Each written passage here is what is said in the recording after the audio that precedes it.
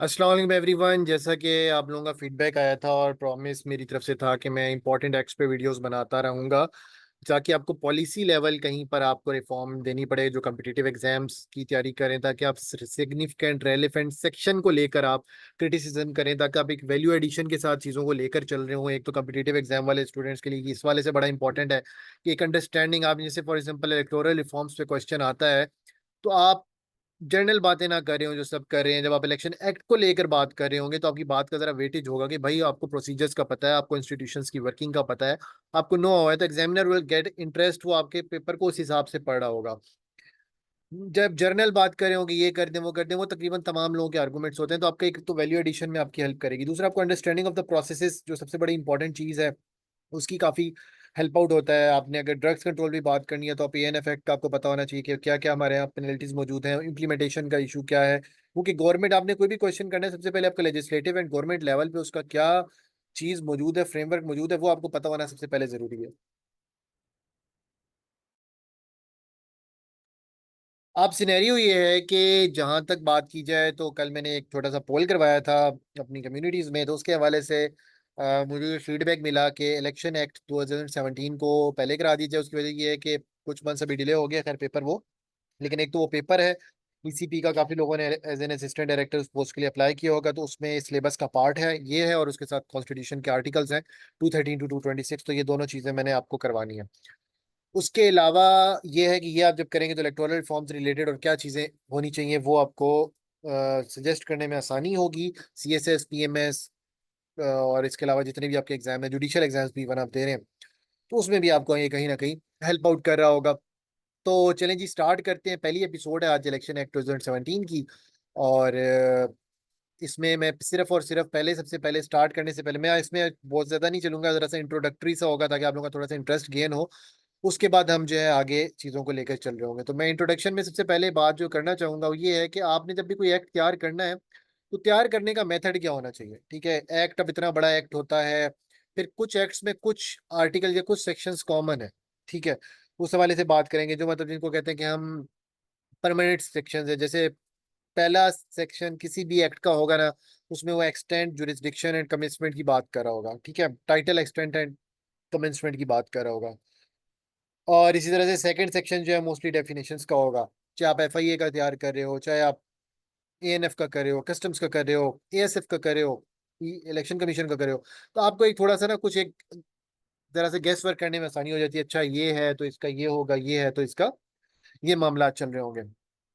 तो सबसे पहले आपने जब भी कोई एक्ट तैयार करना है तो उसके जो कार्डिनल रूल्स मैंने इसकी हेडिंग रखी है वो ये है कि जुरिस्डिक्शन आपने देखनी है कि ये एप्लीकेबल कहाँ है। क्या ये किसी एक स्पेसिफिक प्रोविंस का है, क्या ये पूरे पाकिस्तान का है, क्या ये फेडरल टेरिटरीज का और प्रोविंस के अंदर नहीं, प्रोविंसेस के अपना अलग सिनेरियो है। इसकी जुरिस्डिक्शन क्या क्या है ये आपको जरा देखना पड़ता है। फिर इसकी डोमेन क्या है, मतलब ये किस एरिया को टारगेट करेगा, किस चीज को टारगेट करेगा, मतलब मनी लॉन्ड्रिंग को लेकर टारगेट करेगा, टेररिज्म को लेकर टारगेट करेगा, ड्रग्स कंट्रोल को लेकर टारगेट करेगा, इलेक्शन रूल्स को लेकर टारगेट करेगा। आपकी क्या डोमेन है जिसके अंदर ये चीज टारगेट कर रही है। फिर आपने सबसे पहले देखना है कमेंसमेंट डेट क्या है, कब अप्रूव हुआ, इनेक्टमेंट डेट मैंने आगे नीचे पूछा है, लेजिस्लेशन इंट्रोडक्शन कब हुई। फिर पॉजिटिव एंगल्स क्या है, मतलब अगर इसके अंदर से कुछ पॉजिटिव्स हैं। जरिए बता, लेजिस्लेशन में क्रिटिसिज्म, हमारा प्रॉब्लम क्या होता है स्टूडेंट का कि वो हर चीज में क्रिटिसिज्म देख रहा होता है। आपने पॉजिटिव एक्सपेक्ट और होपफुल रहना है when you are in competitive exams, in FPSC के किसी भी तरह के एग्जाम, तो आपको लॉजिकल ऑप्टिमिज्म की तरफ एक तरफ चलना है कि आपने ऑप्टिमिस्टिक रह के चीजों को देखना है। तो पॉजिटिव एंगल मतलब आपने क्रिटिसिज्म जरूर करें, लेकिन आपको सच पता हो कि पॉजिटिव भी हो रहा है। If you are just criticising तो इसका मतलब ये है कि आप प्रॉब्लम को पर ब्लेम कर सकते हो, आपका माइंडसेट रिफ्लेक्ट करता है, आप प्रॉब्लम को टैकल नहीं कर सकते। Positive angles from policy perspective जो है वो क्या है, रिफॉर्म्स अगर आपने प्रपोज करना है सोशल इश्यूज में तो आपको उसके हवाले से उसमें से पॉइंट्स निकालें कि यार ये सेक्शन अगर अमेंड हो जाए, कुछ हो जाए तो हम कर सकते हैं। और then in the end very important thing वो ये कि पर्पस क्या था, ये किस कॉन्टेक्स्ट में आया, क्यों आया, कुछ करना आता तो क्या मसला हो जाना था। सो ये सारे सिनेरियोज हैं जो मेन मेन चीजें आपको एक्ट को प्रिपेयर करते हुए देखती हैं। फिर देन जस्ट मेरे एक ब्रीफ सा आपको वो दूंगा एक्ट का, एक क्या कहते हैं ओवरव्यू सा कि ओवर उसमें है क्या, और then we will be moving towards the main file जो कि एक्ट की फाइल है। देन आप इसके बाद देखेंगे कि जो इलेक्शंस एक्ट है 2017 का, ये इंट्रोड्यूस हुआ था नेशनल असेंबली में।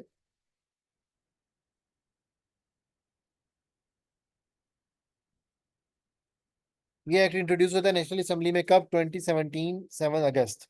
ठीक है। और इसके बाद इसका जो क्या कहते हैं, आप बात करनी चाहिए कि इसकी जो वो थी, इसका ओरिजिनली ये जब प्रपोज हुआ था, अप्रूव हुआ था नेशनल असेंबली में, वो 22 अगस्त 2017 था।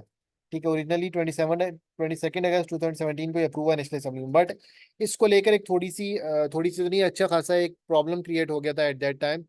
और इसको लेके प्रोटेस्ट भी हुए थे रिगार्डिंग खत्म नबूवत वाला फाइनलिटी ऑफ प्रॉफिटहुड को लेकर एक क्लॉज पर एतराज था। वो ये था कि जो ओरिजिनली ये प्रपोज हुआ था 22 अगस्त 2017 को जो अप्रूव हुआ था, उसके अंदर जब फाइनलिटी ऑफ प्रॉफिटहुड का ओथ लेता है कैंडिडेट जाके, तो उसके अंदर आई सोलेमनली स्वेयर की जगह मैं सिद्ध के दिल से एतराफ करता हूँ, ये इस वर्ड की जगह आई बिलीव डाल दिया गया था। उसको लेकर फिर पहले रिजर्वेशन बाय द सेनेट में सेनेटर्स ने कुछ ने रिजर्व किया, लेकिन उस वक्त जो है वो बिल हाउस पास हो गया था और सदर पाकिस्तान ने जो है वो अप्रूव कर दिया था। लेकिन सिविल सोसाइटी का और जब बहुत से सेगमेंट्स का प्रेशर आया, आवाम का प्रेशर आया, उसके बाद इसका चेंज वर्जन या अमेंडेड वर्जन जो है वो नेशनल असेंबली में दोबारा से प्रेजेंट किया गया, और जहां आई बिलीव की जगह ओथ के जो वर्ड्स हैं वो आई सोलेमनली ऑफ स्वेयर कर दिए गए, मैं सिद्ध के दिल से इकरार करता हूँ, वो चीज डाल दी गई। तो ये जो है 5 अक्टूबर 2017 को प्रेजेंट हुआ दोबारा अमेंडेड वर्जन, और इसका जो सेनेट ने अप्रूव किया अमेंडेड वर्जन को 6 अक्टूबर 2017 को। तो टेक्निकली अक्टूबर 2017 में जाके ये जो बिल है ये लॉ बन गया। जब प्रपोज होगा वो बिल होगा, जब वो पास हो जाएगा और सदर उसको साइन कर देगा तो वो एक्ट बन जाएगा। इसकी जहां तक टोटल लेंथ का ताल्लुक है, तो टोटल 15 चैप्टर्स हैं एंड 241 सेक्शन है। हमने इस सारों को कवर करना है, और कोशिश मेरी ये होगी कि चैप्टर वाइज चलूं, लेकिन मुझे लगता है ये तकरीबन 10 से 12 लेक्चर्स का काम बनेगा, क्योंकि इलेक्शन एक्ट थोड़ा बड़ा है और इसको समझाना तरीके से बड़ा ज़रूरी है। तो मुझे लगता है 10 से 12 लेक्चर्स का काम चलेगा। तो मुझे जो फील है वो यही है कि तकरीबन ये जो हमारा अगस्त का मंथ है, ये हमारा इलेक्शन एक्ट में लग सकता है। तो इसके साथ साथ मेरी योगी की और भी चीज़ें जो दूसरे इश्यूज हैं, जैसे कॉन्स्टिट्यूशन रिलेटेड आर्टिकल्स हैं इलेक्शंस के रिलेटेड, वो मैं साथ साथ वीडियो पैरेलल पे स्टार्ट कर लूँ। वो 2 से 3 2 लेक्चर्स में आई थिंक सुबह हो जाएगी, तो 2 वीडियोस में। तो ये हमारा था जनाब आपका इलेक्शन एक्ट का जस्ट ओवरव्यू। ठीक है। And now I will be sharing the main file, जो कि है रिगार्डिंग एक्ट, जहाँ से हम एक्ट को स्टार्ट करते हैं।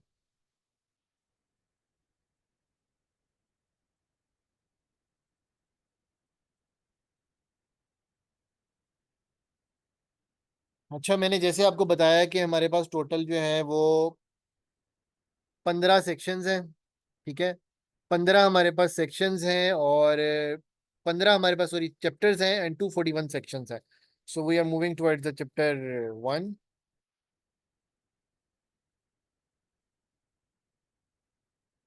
ठीक है, ये उसका वो है जस्ट हेडिंग्स के लिए आपने ये जो है ना इसको प्रिंट करवा के रख लें, और हेडिंग्स के लिए आपने एक दफ़ा ये सारी चीज़ें पढ़ते रहना। लेकिन हम तो सेक्शन वाइज चलेंगे, तो इस वजह से मैं डायरेक्टली आगे ही चल रहा हूँ।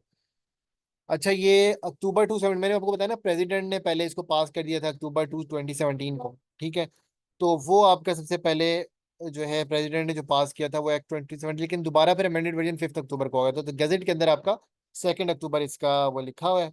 ठीक है।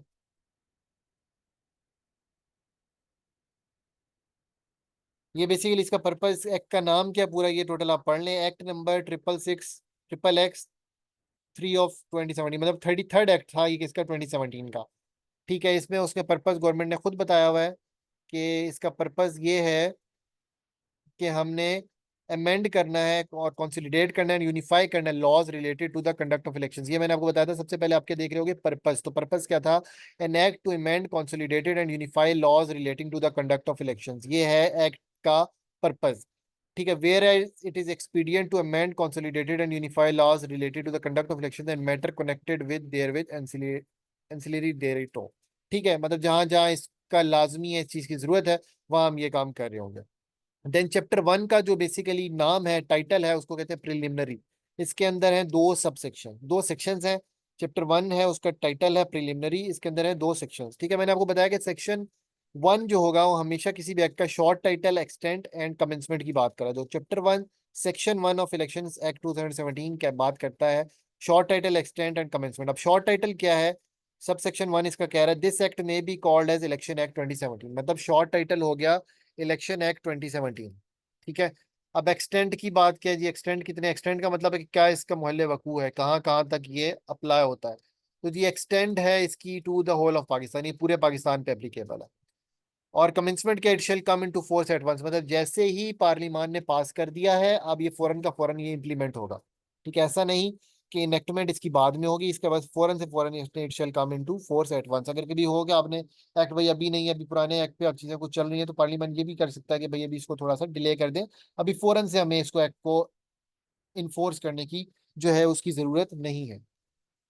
ठीक है, अब जहां तक डेफिनेशंस की बात है, अब डेफिनेशंस काफी ज्यादा हैं, वी विल ट्राई कि हम 10-12 मिनट और लगा के कम से कम जितनी डेफिनेशंस कर सकें हम इसकी करेंगे। ठीक है, सेक्शन 2 है, सेक्शन 2 से डील करते हैं डेफिनेशन। मैंने आपको बताया कि किसी भी एक्ट का सेक्शन 2 मोस्टली डेफिनेशन से डील कर रहा होता है। ठीक है, पहली डेफिनेशन है जी आलिम। आलिम कौन होगा? क्या आलिम, अब आपको पता है कि उलमा की और टेक्नोक्रेट्स की सीट्स होती हैं in the senate of Pakistan. उस हवाले से आपको आलिम की डेफिनेशन का पता होना लाजमी है। ये ना हो कि आप किसी भी इमाम मस्जिद जो है या नॉर्मली इसको इतना ज्यादा वो ना हो और आप उसको कहें कि वो भी सेनेट ऑफ पाकिस्तान के लिए इलेक्शन लड़ सकता है या कोई चीज कर सकता है, या वो वैसे पार्टिसिपेट कर सकता है in the general election as well. आलिम पार्टिसिपेट कर सकता है, उनकी इक्विवेलेंट डिग्री होती है, उनकी डिग्री जो इक्विवेलेंट होती है। होल्ड्स अ डिग्री और सनद requiring conclusion of at least 16 years of education, कम से कम 16 years ऑफ एजुकेशन होनी चाहिए उसकी, और वो रिकॉग्नाइज होनी चाहिए हायर एजुकेशन कमीशन से। और उसके अलावा उसके पास एटलीस्ट 20 years का एक्सपीरियंस होना चाहिए एज ए टीचर और researcher in the field relating to the principle and philosophy of Islam and Islamic law. अब ये बहुत इंपॉर्टेंट चीज है कि आप अगर इसको जरा गौर से देखें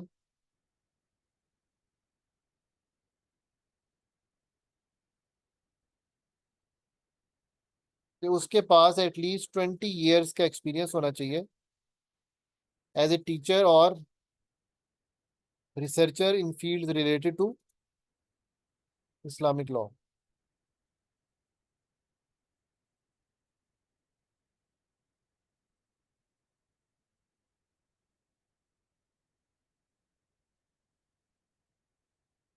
अच्छा, ठीक है, ये आपके लिए बड़ी ही इंपॉर्टेंट एक चीज है।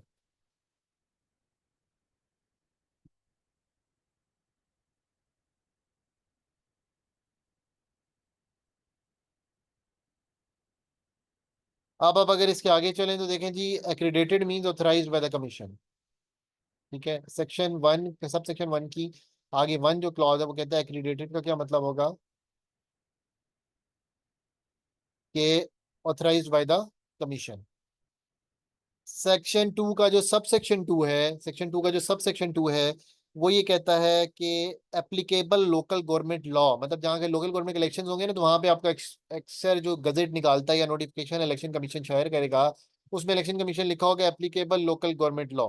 तो एप्लीकेबल लोकल गवर्नमेंट लॉ का मतलब ये है कि एक्ट ऑफ मजलिस शूरा और पार्लियामेंट, अगर फेडरल लॉ है तो एक्ट ऑफ मजलिस शूरा और पार्लियामेंट होगा। लेकिन अगर आप प्रोविंशियल असेंबली, क्योंकि अब आपको पता है कि आर्टिकल 140A के तहत, आर्टिकल 140A के तहत आप प्रोविंशियल असेंबली जो है वो लॉ बनाती है अपने अपने लोकल गवर्नमेंट्स के। ठीक है, ईच प्रोविंस शैल हैव, ठीक है, और उसका आर्टिकल का जो वर्ड है, तो इसलिए या प्रोविंशियल असेंबली का लॉ है जो बात करता है establishment of local government and includes an ordinance.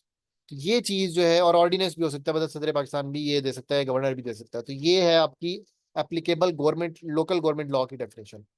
Then article की, जहां जहां आर्टिकल का जिक्र आएगा उसका मतलब होगा आर्टिकल ऑफ द कॉन्स्टिट्यूशन। जैसे आर्टिकल 218 जो है वो establishment of election commission of Pakistan की बात करते हैं, तो आर्टिकल का मतलब, जहां आर्टिकल का वर्ड आएगा उसका मतलब आर्टिकल ऑफ द कॉन्स्टिट्यूशन।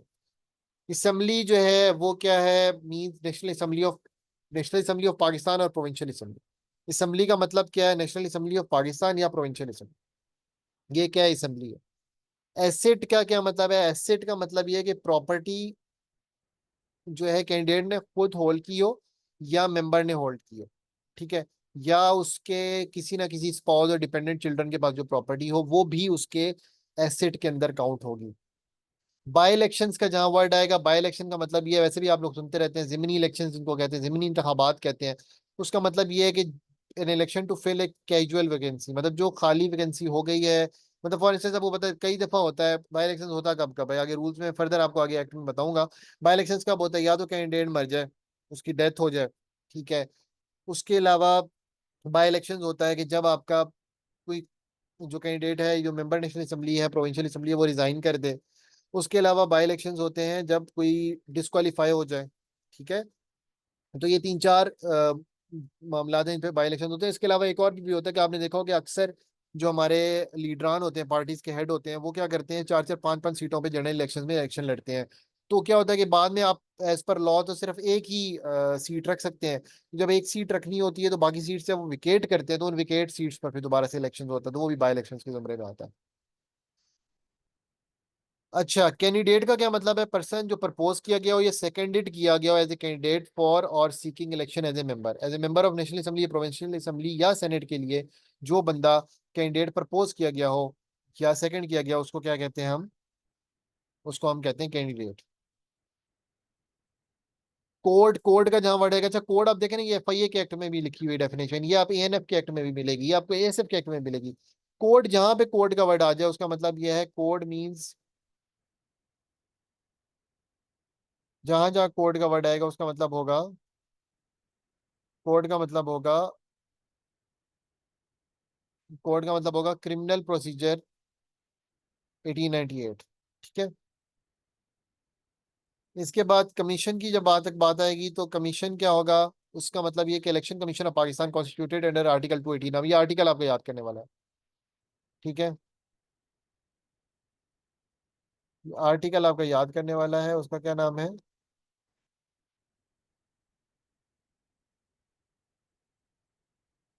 जो आर्टिकल आपको याद करने वाला है इसका नाम है article 218। Article 218 is the commission, election commission of Pakistan constitute होता है अंडर आर्टिकल 218, तो ये बात आपको याद रखनी है। अच्छा, इसके अंदर जो अमेंडमेंट्स हुई हैं वो हुई हैं, अमेंडमेंट्स इंसर्टेड भी हैं और उनके आगे वो वन का स्टेरिक, वन और टू स्टेरिक बना हुआ है। वो अमेंडमेंट्स जो आपकी हुई हैं वो हुई हैं आपकी 5 अगस्त 2023 को अमेंडमेंट्स हुई हैं, ठीक है। अब जैसे ये एसेट के अंदर बात थी, एसेट के अंदर लिखा गया है कि एसेट में प्रॉपर्टी ओन्ड बाय कैंडिडेट और his member, his spouse and dependent children. अब ये एक एक्स्ट्रा चीज ऐड की गई है, ये जो है अभी 5 अगस्त 2023 को इलेक्शंस एक्ट 2017 के अंदर अमेंडमेंट हुई है, तो ये उसके तहत ये चीज ऐड हुई है, ठीक है। तो मैंने आपके लिए वर्जन वो उठाया है कि जो अपडेटेड वर्जन हो, ताकि किसी भी तरह का एमसीक्यू आ जाए तो आप, एमसीक्यू आ जाए या पॉलिसी हो तो आप बताने के काबिल हो सकते, ठीक है। देन इसके बाद कोर्ट का बता दी मैंने आपको। कमिश्नर, कमिश्नर का क्या मतलब है, कमिश्नर का मतलब है chief election commissioner appointed under article 213। देखें 213 से 226 तक आर्टिकल जो है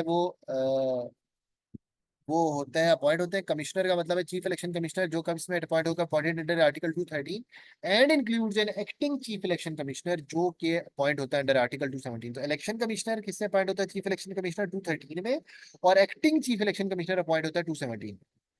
कॉन्स्टिट्यूंसी, कॉन्स्टिट्यूंसी जिसको हल्का कहते हैं, उसका मतलब कॉन्स्टिट्यूंसी जो डिलिमिट की गई हो अंडर दिस एक्ट। इस एक्ट के मुताबिक जिस कॉन्स्टिट्यूंसी को डिलिमिट करके यूज किया गया उसको क्या कहते हैं, कॉन्स्टिट्यूंसी कहा जाता है। Constitution means constitution of Islamic Republic of Pakistan, जो इस टाइम पे मुल्क में नाफिजुल अमल है, जो कि कौन सा है, 1973 का आइन है हमारा। उसमें 26 हमारी इस टाइम पे तरामीम हो चुकी हैं।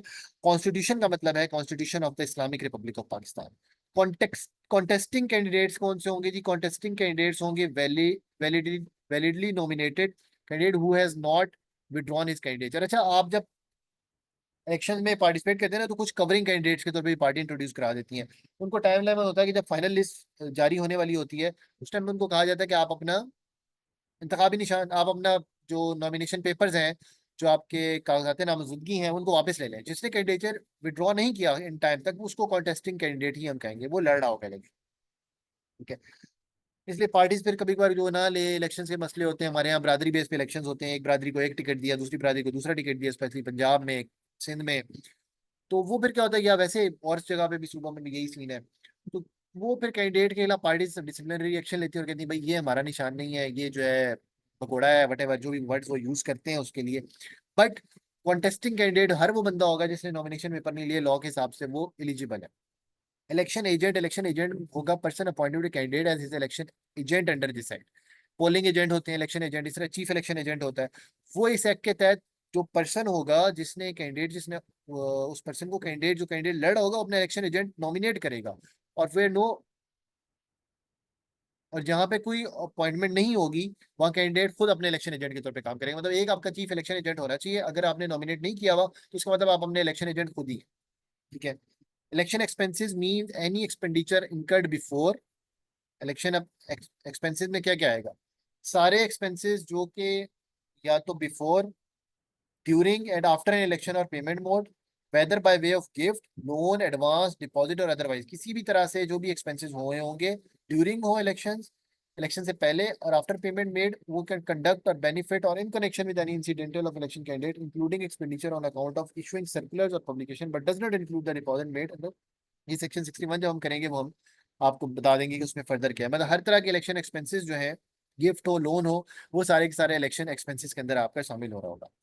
इलेक्टोरल एरिया, इलेक्टोरल एरिया क्या होगा? Electoral area means rural area में क्या, विलेज या सेंसस ब्लॉक, जो मर्दमशुमारी का ना ब्लॉक बनाते हैं कि इस मर्दमशुमारी इस ब्लॉक की इतनी आबादी ये है, तो वो इलेक्टोरल एरिया होगा। इन रूरल एरिया गांव होगा या एक सेंसस मर्दमशुमारी का ब्लॉक होगा। In urban area where there is municipal ward और सेंसस ब्लॉक, आपने कभी वोटर लिस्ट में अपना देखा हो ना तो ये चीज मेंशन की होती है, शुमारिया नंबर। ठीक है, तो इस तरह करके where there is municipal ward और census block, such as ward और सेंसस ब्लॉक। ठीक है। वार्ड वार्ड यूज होता है या म्यूनिसिपल वार्ड होता है, ये आपका वर्ड यूज होते हैं अर्बन एरिया में। और जहाँ पे म्यूनिसिपल वार्ड ना हो वहाँ पे मोहल्ला या स्ट्रीट के नाम से आप इसको जो है इलेक्टोरल एरिया डिफाइन किया जाता है। तो आप इसी की बेस पर, इलेक्टोरल एरिया की बेस पर ही अपना वोटर लिस्ट में नाम देखते हो कि मेरा वोटर लिस्ट कहीं कहीं इधर दूर तो नहीं फेंक दिया गया। मैं फिर करेक्शन की आप एप्लीकेशन देते हो, आपको इलेक्शन कमीशन टाइम देता है। वो जो 8300 का इलेक्शन कमीशन ने हेल्पलाइन बनाई हुई है कि आप 8300 पे मैसेज करें, उसमें आप यही देख रहे होते हो कि आपका इलेक्टोरल एरिया क्या, आपने कहाँ पे वोट दिया।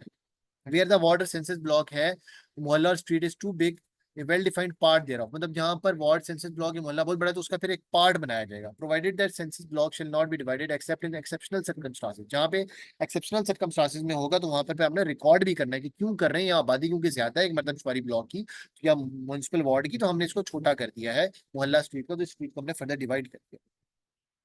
और इसके अलावा सच अदर एरियाज एंड में भी डिपेंडेंट बाय कमीशन। इसके अलावा जुरिस्डिक्शन है, मतलब एक प्रेरोगेटिव है किसका, इलेक्शन कमीशन ऑफ पाकिस्तान का, वो किस तरह से करें। इलेक्शन ऑब्जर्वर क्या मतलब क्या होता है? इलेक्शन ऑब्जर्वर ये फॉरेन भी होते हैं, लोकल भी होते हैं, जैसे हमारा फाफिन है, पतन है, पिलडेट है।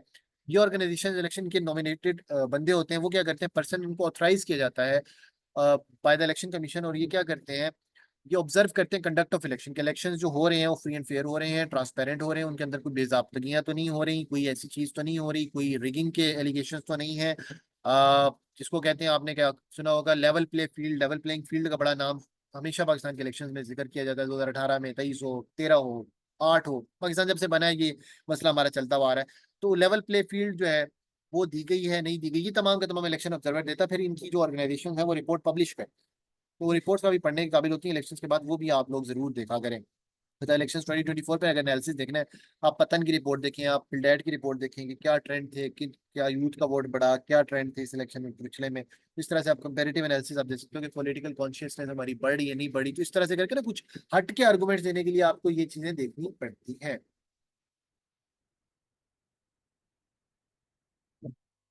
ठीक हो गया। देन इलेक्शन प्रोग्राम का मतलब ये कि an election programme notified by the commission under this act. Election programme का मतलब है election programme notified by the commission under this act. Electoral roll, electoral roll ये होता है कि प्रिपेयर, मतलब जो पूरा का पूरा आपका बैलेट पेपर प्रिपेयर होता है, वो इलेक्टोरल रोल प्रिपेयर्ड, रिवाइज और corrected under this act and include electoral report rolls. अच्छा, इलेक्टोरल रोल्स एक्ट जो था वो 1974 में आया था, उसी के तहत एग्जिस्टिंग इमीडिएटली और before commencement of this act electoral role prepare करना होता है। ये किसकी जिम्मेदारी है? ये भी जिम्मेदारी किसकी है? कमीशन की जिम्मेदारी है। Form means a form appended to this act, इस एक्ट के तहत फॉर्म जो है वो अपेंड किया गया है, वो भी जो है आपका फॉर्म की डेफिनेशन में आता है। गवर्नमेंट का मतलब क्या है? Federal government. और जब हम ये अपेंडेड नेक्स्ट में जाएंगे तो हम फर्दर इन चीजों को देखेंगे, एक्सप्लेन करूंगा। गवर्नमेंट का मतलब है federal government, and any government mean the federal government. Government का मतलब फेडरल गवर्नमेंट होगा, लेकिन एनी गवर्नमेंट का जहाँ वर्ड होगा वहाँ पे फेडरल गवर्नमेंट भी हो सकती है, प्रोविंशियल भी हो सकती है, और लोकल गवर्नमेंट भी हो सकती है। ठीक है। अब ये जो इसके अलावा government dues and utility expenses, ये किसी कैंडिडेट के अगर रहते हैं तो इनके अंदर रेंट आता है, charges of rest houses, lodges और any other accommodation owned by any government और बॉडी ओन्ड और controlled by any government but shall not include the government dues and utility expenses. ठीक है। लोन का मतलब ये है कि एनी लोन, एडवांस और क्रेडिट ऑब्टेन्ड और रिटर्न ऑफ ऑन और आफ्टर 31 दिसंबर 1985। ठीक है। तो इसमें इसमें जो है शेल नो, बट ये लोन के अंदर शामिल होंगे, लेकिन वो लोन शामिल नहीं होगा जिसकी रिकवरी जो है अभी तक स्टेट बाय कोर्ट या ट्रिब्यूनल आ गई। ठीक है। लोन के अंदर वो तमाम लोन होंगे जो एडवांस क्रेडिट और फाइनेंस किए गए होंगे, written off on or after 31st December 1985 but shall not include any loan or recovery which has been stayed by court or local government का क्या मतलब है? लोकल गवर्नमेंट का मतलब है लोकल गवर्नमेंट, लोकल मीन्स है local government by what ever name called established by law. ठीक है, जिस भी नाम से उसको बोला जाए लेकिन उस लॉ के थ्रू क्रिएट की गई। मेंबर का मतलब है member of national assembly, senate, assembly, any assembly, provincial, national assembly, senate और लोकल गवर्नमेंट, इसको मेंबर कहेंगे। National database and registration authority mean national database and registration authority NADRA, constituted under national database and registration authority ordinance 2000। अच्छा, नादरा का भी हम जो ordinance है इसको भी हम देख रहे हैं। ठीक है,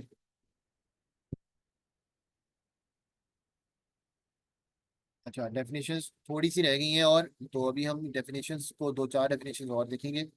political party means an association of citizens और combination of a group of such associations जिनका बेसिकली एक पॉलिटिकल ओपिनियन बनाने के लिए कोई भी एक एसोसिएशन है जो आर्टिकल 17 आपका आइन का अख्तियार देता है, तो उसने करना है क्या करना है, अपने लेजिस्लेटिव बॉडी गवर्नमेंट बनाने के लिए अवाम के अंदर अपनी मासेस में पार्टिसिपेशन करनी है। ठीक है, किसी भी इलेक्टिव पब्लिक ऑफिस के लिए वो फाइट करती है, तो वो जो है उसके अंदर जो है वो legislative body including assembly, senate और लोकल गवर्नमेंट के अंदर वो पार्टिसिपेट करेगी, तो वो पॉलिटिकल पार्टी कहलाएगी। पॉपुलेशन का मतलब पॉपुलेशन है जो लास्ट सेंसस के तहत ऑफिशियली पब्लिश होगी। Prescribed means anything prescribed by rule, उसको प्रिस्क्राइब कहेंगे। प्रिजाइडिंग ऑफिसर, प्रिजाइडिंग ऑफिसर होगा जो अपॉइंटेड किया जाएगा इस एक्ट के तहत for a polling station. Presiding officer जो है ना वो पोलिंग स्टेशन के अंदर होता है और असिस्टेंट प्रिजाइडिंग ऑफिसर भी उसके साथ ही होता है, और उसने परफॉर्म क्या करना था इलेक्शन डे के अंदर, जो वोटिंग का पूरा अमला होता है, वोटिंग की पूरी जो चीजें होती हैं उनको जो लेके चल रहा होता है वो प्रिजाइडिंग ऑफिसर होता है। ये असिस्टेंट एजुकेशन ऑफिसर हो सकता है या कोई टीचर हो सकता है या कोई भी सरकारी बैंक का मुलाजिम भी हो सकता है। Provisional means unofficial and not final. Provisional होता है प्रोविजनल रिजल्ट्स, हमने कहा ना प्रोविजनल रिजल्ट्स अभी नॉमिनेट हुए हैं तो उसका मतलब अभी अनऑफिशियल है, फाइनल नहीं है, फाइनल रिजल्ट जो है वो अभी जारी नहीं हुआ। रजिस्ट्रेशन ऑफिसर आरओ, ठीक है, registration officer means a registration officer appointed under this act, ठीक है, and include assistant registration officer. Return candidate means a candidate who has been declared elected as a member under this act. Return candidate का मतलब ये वो candidate जिसको जीतने का जिसकी विक्ट्री का जो नोटिफिकेशन है वो आपका जो कमीशन है वो दे देगा। ठीक है, revising authority means the person appointed under this act to hear and dispose of claim and जो भी ऑब्जेक्शन एंड क्लेम्स के वो बंदा देख रहा होगा या अथॉरिटी देख रही होगी उसको रिवाइजिंग अथॉरिटी कहेंगे। रूल्स का मतलब है रूल्स जो इस एक्ट के तहत बनाए गए। Section means section of this act. ठीक है, टैक्स का मतलब है tax levied by any government but shall not include taxes the recovery of which has been tax का और लोन का वही चीज है कि जो गवर्नमेंट की तरफ से लिवाई किए गए बट वो चीज जो रिकवरी अभी जिसकी स्टेट है कोर्ट या ट्रिब्यूनल की तरफ से वो उसके अंदर शामिल नहीं होगी। टेक्नोक्रेट का क्या मतलब, टेक्नोक्रेट की सीट्स होती है, तो टेक्नोक्रेट मैंने जैसे आपको हाल ही के ऊपर बताया, तो टेक्नोक्रेट के अंदर आपने क्या चीज करनी है,